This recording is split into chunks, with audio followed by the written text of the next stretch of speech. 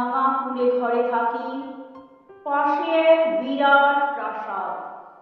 প্রতিদিন চোখে পড়ে সে প্রাসাদ কি দুঃসহ স্পর্ধায় প্রত্যহ আকাশকে বন্ধুত্ব জানায়।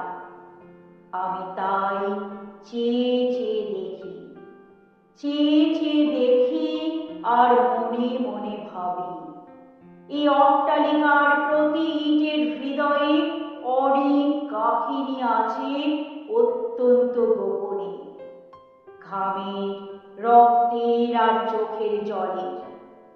তবু এই প্রাসাদকে প্রতিদিন হাজারে হাজারে সেলাম জানায় লোকে, চেয়ে থাকে বিমূঢ় বিস্ময়ে।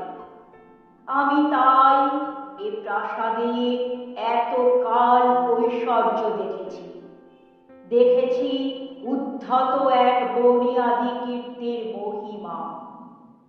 হঠাৎ সেদিন চকিত বিস্ময়ে দেখি অত্যন্ত প্রাচীন সেই প্রাসাদের কার্নিশের ধারে অশ্বত্থ গাছের চারা।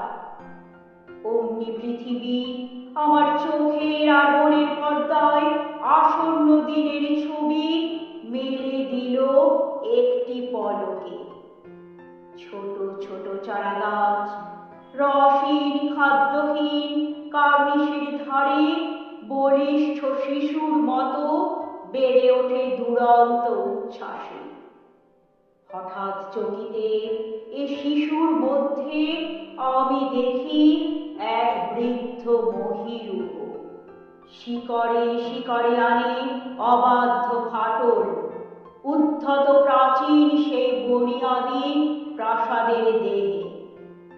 ছোট ছোট চারা গাছ নিঃশব্দে হাওয়ায় দোলে, কান পেতে শোনে প্রত্যেক ইটের নিচে ঢাকা বহু গোপন কাহিনী, রক্তের, ঘামের আর চোখের জলে। তাই তো অবাক আমি, দেখি যত অসত্য চারায় গোপনে বিদ্রোহ জমে, জমে দেহে শক্তির বারুদ। প্রাসাদ বিদীর্ণ করা বন্যা আসে শিকড়ে শিকড়ে। মনে হয় এইসব অসত্য শিশু রক্তের, ঘামের আর চোখের জলে ধারায় ধারায় জন্ম।